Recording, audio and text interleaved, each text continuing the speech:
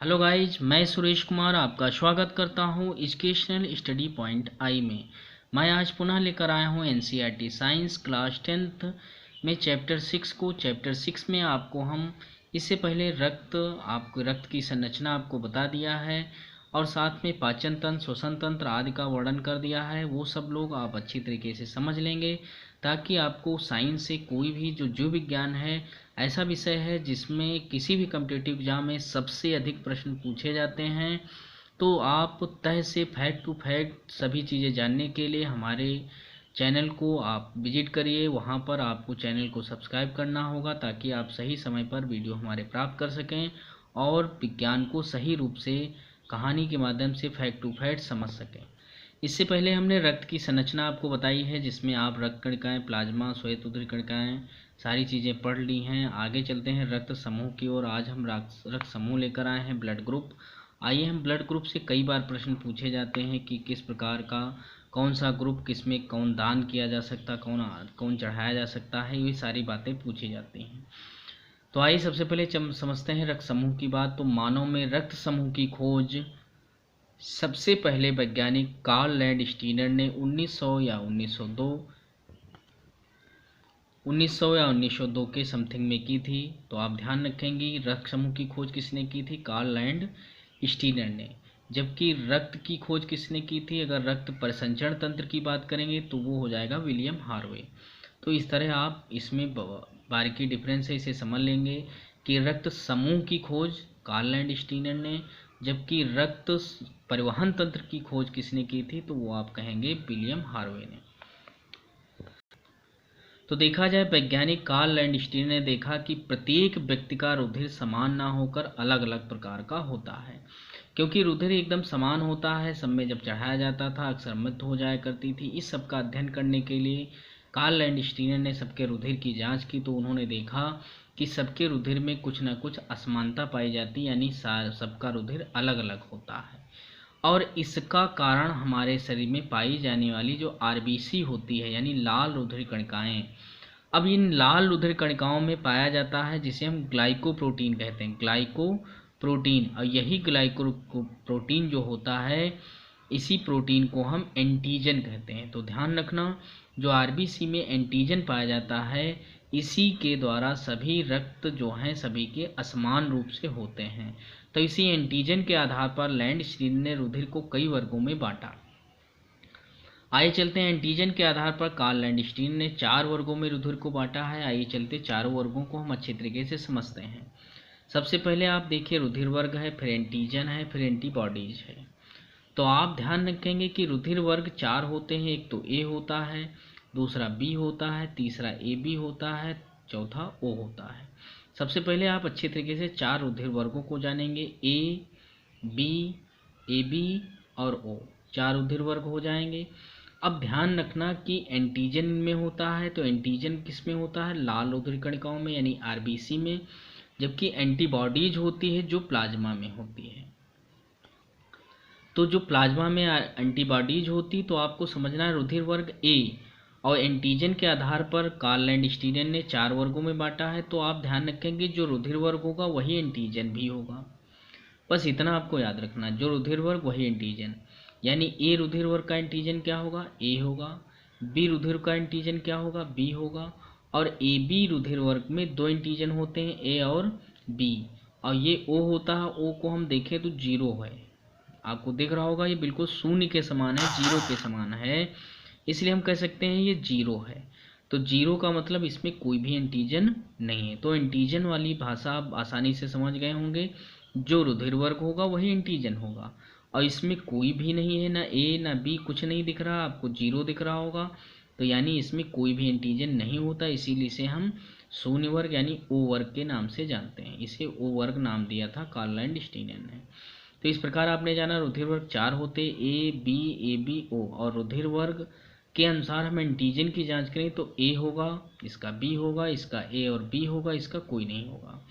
अब एंटीजन इसमें देखा जाए दोनों पाए जाते हैं, ए बी, और जबकि एंटीजन होते कितने हैं? 2, ए और बी। तो एंटीजन ए और बी 2 होती हैं, तो उसी के आधार पर रुधिर वर्गों को खोजा गया।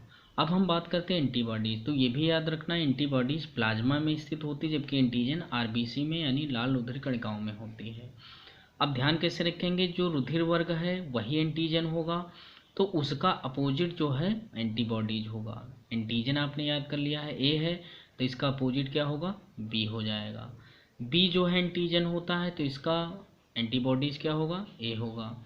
जबकि ए बी में दोनों रुधिर वर्ग दोनों एंटीजन पाए जाते हैं, तो यानी इसमें दोनों एंटीजन एंटीबॉडीज नहीं होंगे। जबकि ओ में कोई भी एंटीजन नहीं होता, तो इसका अपोजिट क्या हो जाएगा, ए व बी दोनों पाए जाते हैं। तो इस प्रकार आप अच्छी तरीके से समझ गए होंगे एंटीजन और एंटीबॉडीज के बारे में। तो एंटीजन जो होगा उसका अपोजिट एंटीबॉडीज होगा, और जो रुधिर वर्ग होगा वही एंटीजन भी होगा।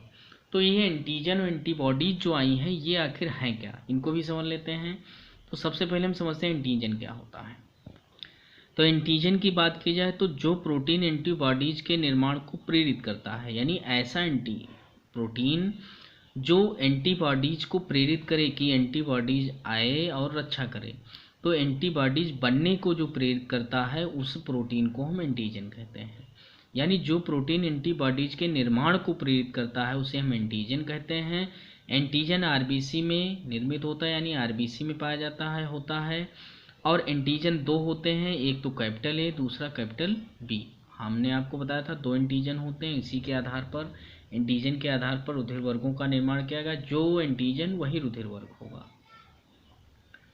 फिर एंटीबॉडीज की बात करें तो एंटीजन की प्रक्रिया के उपरांत यानी एंटीजन के बाद, हमने अभी आपको इसमें बताया कि जो एंटीबॉडीज के निर्माण को प्रेरित करे उसे एंटीजन कहते हैं। और जो एंटीजन जब हो जाती है, एंटीजन के आने के बाद एंटीबॉडीज बनती है। तो एंटीजन की प्रक्रिया के उपरांत बना प्रोटीन, जो भी प्रोटीन बनता है जो रोगाणुओं से लड़ने का कार्य करता है उसे हम एंटीबॉडीज कहते हैं। एंटीबॉडीज प्लाज्मा में निर्मित होता है। एंटीबॉडीज का जो देखा जाए ये भी दो होते हैं, स्मॉल ए और स्मॉल बी। यानी एंटीजन दो होते, capital A capital B. Antibodies भी दो होते हैं, स्मॉल ए स्मॉल बी। और पुनः एक बार रिकॉल करते हैं, जो एंटीजन होगा उसका अपोजिट एंटीबॉडीज होगा, और जो रुधिर वर्ग होगा वही एंटीजन होगा। अब एंटीजन और एंटीबॉडीज से जो हुई तो उसमें रुधिर आधान की जरूरत पड़ती है। यानी रुधिर आधान का मतलब होता है ब्लड डोनेट, यानी किस प्रकार दान किया जाता है रुधिर का, उसको किस आधार पर किया जाता है। तो इसको देखो सारणी के माध्यम से समझते हैं, बड़ी अच्छे तरीके से समझना। यहाँ पर हमने लिया है एक्सेप्टर यानी ग्राही जो एक्सेप्टर होता है, जो ग्रहण करने वाला होता है। तो ये देखो सारे ग्राही हैं, यानी ए बी और ओ, चार हो गए आपके, ए बी ओ बी और ओ। और इधर हमने नीचे की ओर देखो दाता लिया है जिसे हम डोनर कहते हैं, यानी देने वाला। तो ये भी हमने चार लिए हैं, ए बी और ओ। अब ध्यान रखना, एक तरफ हम एंटीजन ले लें, एक तरफ एंटीबॉडीज ले लें। चाहे आप इधर एंटीबॉडीज ले लीजिए, इधर एंटीजन, और चाहे तो इधर एंटीजन ले लीजिए, इधर एंटीबॉडीज। तो आप जानते हैं दो ही एंटीजन होते हैं, दो ही एंटीबॉडीज होते हैं। तो ए जब है इसका, तो आप सबसे पहले एंटीजन को देखिए। अभी हमने आपको बताया था ए का एंटीजन क्या होगा, ए होगा, बी का एंटीजन बी होगा, और जबकि ए बी का एंटीजन ए बी होगा, और ओ में कोई एंटीजन नहीं होता यानी क्रॉस कोई नहीं होता यानी शून्य। तो ये एंटीजन, और जो एंटीजन होता है उसका अपोजिट एंटीबॉडीज होता है। तो ए का एंटीबॉडीज बी हो जाएगा, जबकि बी का एंटीबॉडीज ए हो जाएगा, और ए बी में कोई भी एंटीबॉडीज नहीं होगा। जबकि ओ में देखा जाए एंटीबॉडीज ए और बी दोनों पाए जाते हैं। देखो ए बी दोनों पाए जाते हैं। इस प्रकार आपने जान लिया। अब अच्छा, रुधिर जब दान किया जाता है, जैसे एक व्यक्ति जो है किसी भी को दूसरे को दे रहा है, इसे बहुत इंपॉर्टेंट प्रश्न है, इसे आप कभी भी नहीं भूलेंगे। आप, हम दावा करते हैं, आप हर तरीके से किसको कौन सा रुधिर दिया जाए आप समझ जाएंगे। ध्यान रखना कि किसी भी जब रुधिर किसी को दिया जाता है या चढ़ाया जाता है, तो जो एंटीजन होगा उसके अपोजिट एंटीबॉडीज होना चाहिए, तभी वो रुधिर दान हो सकता है, वैसे नहीं हो सकता। अब देखो इसमें एंटीजन ए है तो एंटीबॉडीज बी है, यानी ये वाला हम इसको दे सकते हैं। क्यों दे सकते हैं, क्योंकि एंटीबॉडीज इसमें बी मौजूद है, अपोजिट वाली। इसमें देखा जाए एंटीबॉडीज एंटीजन ए और एंटीबॉडीज ए दोनों समान है, यानी इसको हम रुधिर नहीं देंगे। जबकि ए वाला जब हम ए बी के पास जाएंगे तो इसमें कोई भी एंटीबॉडीज उपस्थित नहीं है, यानी कोई भी विपरीत इसमें एंटीबॉडीज ना होने के कारण क्या है, इसे हम रुधिर दे सकते हैं। देखो ये देखो लिखा है अपोजिट हो। अब अपोजिट का ए का विरोधी क्या है, ए बी दोनों है, दोनों नहीं है, यानी हम इसको दे सकते हैं। जबकि ए वाला जब हम ओ के पास जाते हैं तो इसमें एंटीजन ए और बी दोनों है, यानी ए इसमें भी है ए इसमें भी है। अब दोनों देखो समान हो गए। अब समान होने के कारण क्या होगा, हम इसे रुधिर नहीं देंगे। तो आपने जाना कि हम एंटीजन ए वाला यानी रुधिर वर्ग ए वाला रुधिर किसको दे सकते हैं, एक तो ए वाले को दे सकते हैं, दूसरा ए बी को दे सकते हैं। दूसरे हम एंटीजन बी है, देखो रुधिर वर्ग बी की बात करें किसको दिया जाएगा। पहले हम ए की ओर चलते हैं, ए को देने चलते हैं। जब ए को देने चला तो हमने देखा इसका एंटीजन बी है, इसका एंटीबॉडीज भी बी है, तो बी समान हो जाएंगे, इसलिए इसको नहीं दिया जाएगा। क्योंकि हमने बताया है जिसका एंटीजन हो उसका विरोधी एंटीबॉडीज होगा, उसी को हम ये चढ़ा सकते हैं, दे सकते हैं। तो एंटीजन बी है, यहाँ पर एंटीबॉडीज भी है, इसलिए नहीं दिया जाएगा। यहाँ एंटीजन बी है, यहाँ एंटीबॉडीज ए है रुधिर वर्ग बी की, तो हम देखो अलग अलग हो गए दोनों। अब अलग अलग हुए तो हम रुधिर वर्ग जो है इसको दे सकते हैं। अब यहाँ पर जब हम आए एंटीबॉडीज बी ए बी जब रुधिर वर्ग में आए तो इसमें कोई भी एंटीबॉडीज नहीं है, जबकि एंटीजन बी यहाँ पर कोई भी विरोधी नहीं है, इसलिए इसको हम दान दे सकते हैं। यहाँ पर देखा जाए कोई भी एंटीबॉडीज नहीं है। जबकि एंटीजन बी वाले के जब हम रुधिर वर्ग ओ में जाते हैं तो देखते हैं इसमें बी है, ये देखो ए और बी दोनों हैं, तो यानी बी और बी आपस में मिल जाएंगे, जिससे रुधिर दान नहीं किया जा सकता है। इस प्रकार आपका हो जाएगा। फिर रुधिर वर्ग ए बी की ओर चलें तो इसमें दोनों एंटीजन मौजूद हैं।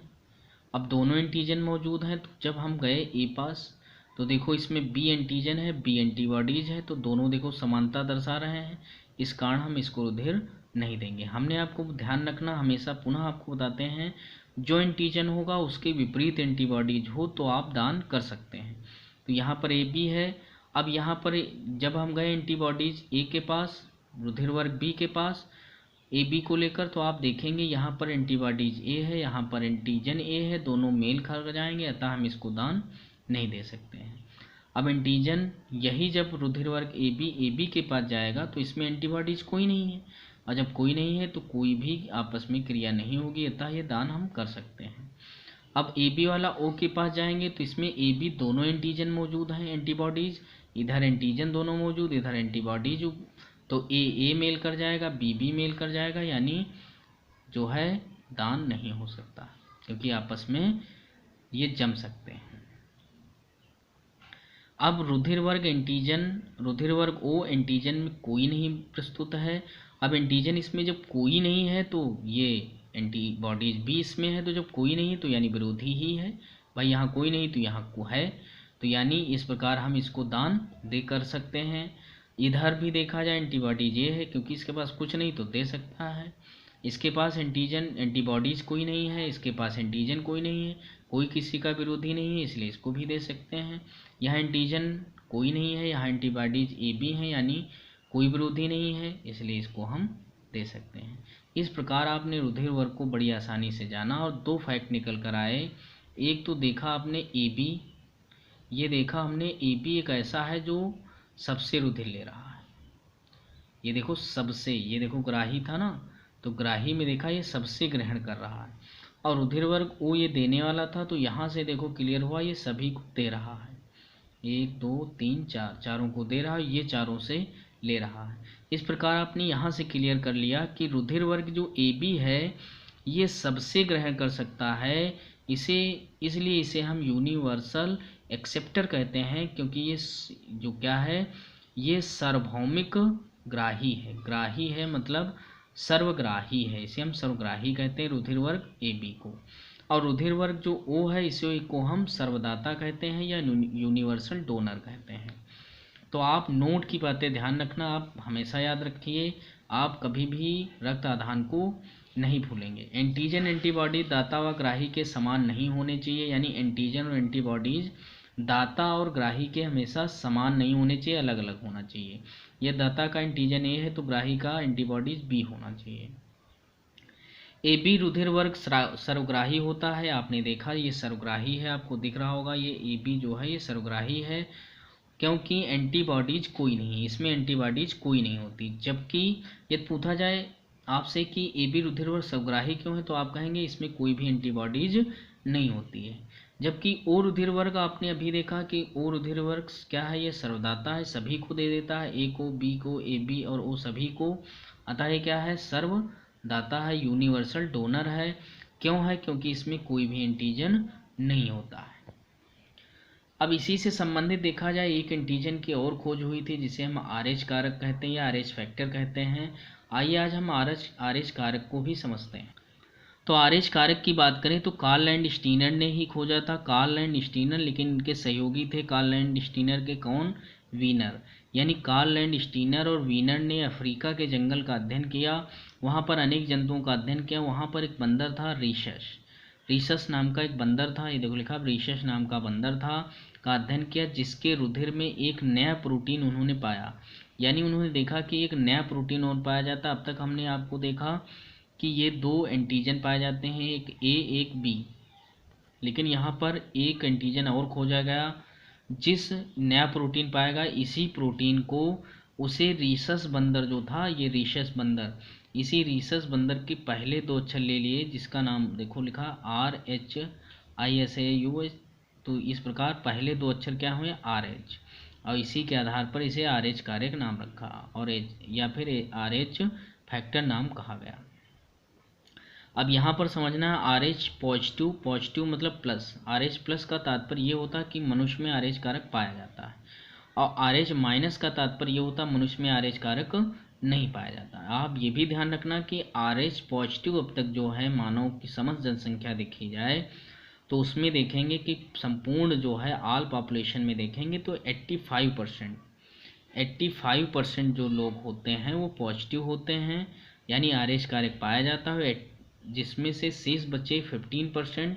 तो 15% में जो है RH कारक जो होता है नहीं होता, इसलिए इसे हम RH नेगेटिव कहते हैं। जिसमें पाया जाता है उसे RH पॉजिटिव कहते हैं, जिनमें नहीं पाया जाता उसे RH नेगेटिव कहते हैं।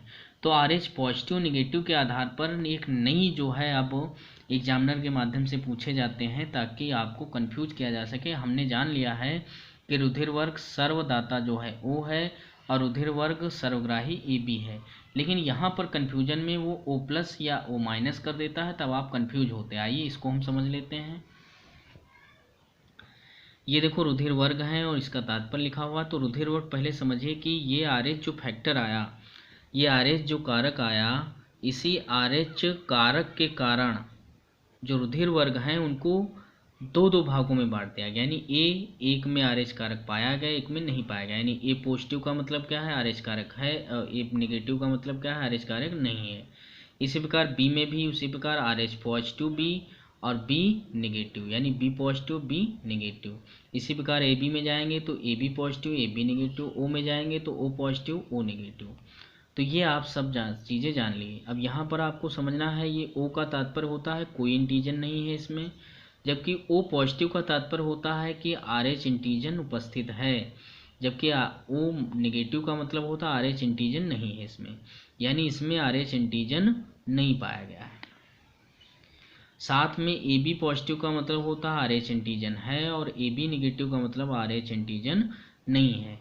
तो यहाँ पर आपको बात समझनी है कि सर्वग्राही आपने देखा है वैसे तो AB होता है, लेकिन जब AB पॉजिटिव AB नेगेटिव दिया हो तो आप पॉजिटिव का मतलब है इसमें एंटीजन कौन सी मौजूद है, एंटीजन जो है मौजूद है, कौन सी एंटीजन मौजूद है इसमें एंटीजन मौजूद है RH वाली। अब इसमें मौजूद है यानी उधर सर्वग्राही सर्वदाता जब ग्रहण करने में जाएंगे तो उसमें देखेंगे इसमें एंटीजन RH मौजूद है, जबकि एंटीबॉडीज कोई नहीं है। अब एंटीबॉडीज इसमें कोई ना होने के कारण, एंटीजन होने के कारण क्या होगा, सर्वग्राही RH पॉजिटिव हो जाएगा। यानी अब AB पॉजिटिव AB नेगेटिव में देखा जाए तो सर्वग्राही कौन सा होगा, AB पॉजिटिव। और जबकि आप जाएंगे जब O पॉजिटिव O नेगेटिव में तो सर्वदाता कौन होगा, क्योंकि इसमें एंटीजन कोई नहीं है और इसमें एंटीजन एक मौजूद है, यानी यह क्या होगा, ये किसी को कुछ ऐसे होंगे जिनमें नहीं दिया जा सकता, जबकि इसमें जब एंटीजन कोई है ही नहीं और तो इस प्रकार क्या होगा, एंटीबॉडीज इसमें सारी हैं, तो इसका तात्पर्य हुआ ये सर्वदाता हो जाएगा। तो इस प्रकार आप नए फैक्ट में जाएंगे तो ओ नेगेटिव जो है वो सर्वदाता है और ए बी पॉजिटिव जो होता है वो सर्वग्राही है। इस प्रकार आपने जाना ओ नेगेटिव सर्वदाता है और ए बी नेगेटिव सर्वग्राही रुधिर वर्ग है। अब आरएच कारक से संबंधित कुछ समझते हैं। आरएच कारक से संबंधित एरेथ्रोब्लास्टोसिस फेरिलिस नामक एक रोग हो जाता है। कैसे होता है, इस रोग का कारण होता है आरएच प्लस पुरुष और आरएच माइनस महिला की जब आपस में विवाह होता है, विवाह के उपरांत जो संतानें उत्पन्न होती हैं उनमें प्रथम संतान तो स्वस्थ होती है, इसमें कोई भी समस्या नहीं होती है, किंतु दूसरी संतान जो होती है वो एरेथ्रोब्लास्टोसिस फेलेसिस रोग से पीड़ित हो जाती है। क्यों पीड़ित हो जाती है, क्योंकि यहाँ पर एक समझने वाली बात यह है कि जब RH प्लस होगा पुरुष का यानी मेल का और फीमेल का होगा RH माइनस, आपस में जब संतान उत्पन्न होगी यानी फर्स्ट संतान जो होगी वो स्वस्थ होगी, लेकिन इससे होने वाली जो सेकंड संतान होगी यानी सेकंड जो संतान होगी वो जीवित नहीं रहेगी इस रोग के कारण। क्यों, क्योंकि इसमें जो है क्लॉटिंग हो जाएगी ब्लड की, यानी रुधिर जम जाएगा, स्कंदित हो जाएगा, जिसके कारण समस्या हो जाएगी। तो आपको थोड़ा ये भी समझना है कि किस रुधिर वर्ग की जो महिला पुरुष होंगे उनका विवाह उचित होता, उनकी संतान में ऐसी कोई समस्या नहीं आएगी। तो RH प्लस होंगी पुरुष महिला यानी मेल फीमेल, विवाह हो जाएगा, कोई समस्या नहीं। RH माइनस होंगी तब भी कोई समस्या नहीं। और RH माइनस पुरुष हो RH प्लस महिला हो तो उसमें भी कोई समस्या नहीं। समस्या सिर्फ इस स्टेप में होती है जब RH प्लस मेल हो और RH माइनस जो है वो फीमेल हो, उस स्थिति में ये रोग हो जाता है। तो ये भी कई बार प्रश्न पूछा गया है कि एरेथ्रोब्लास्टिस फेरेसिस किस महिला पुरुष के होने से होता है, तो आप ध्यान रखेंगे पुरुष पॉजिटिव होगा जबकि जो महिला है वो निगेटिव होगी। तो ऐसी स्थिति में सारी समस्याएं होती, वो भी दूसरी संतान से समस्या उत्पन्न होगी, पहली संतान में कोई समस्या नहीं होगी। तो इसको दूर करने के लिए, इस रोग को दूर करने के लिए, इसके लिए RH एंटीजन, RH जो है एंटी जो है इसका एक आती है औषध, उसका प्रयोग किया जाता है। तो इस प्रकार आपने जाना कि ब्लड ग्रुप किस तरह होते, किस प्रकार आधान होता है, रुधिर का दान होता है, कौन सा सर्वग्राही होता, कौन सा सर्वदाता होता। बहुत अच्छी तरीके से आप लोगों ने समझ लिया होगा। यहाँ तक की वीडियो देखने के लिए आपको हम धन्यवाद करते हैं। नमस्कार।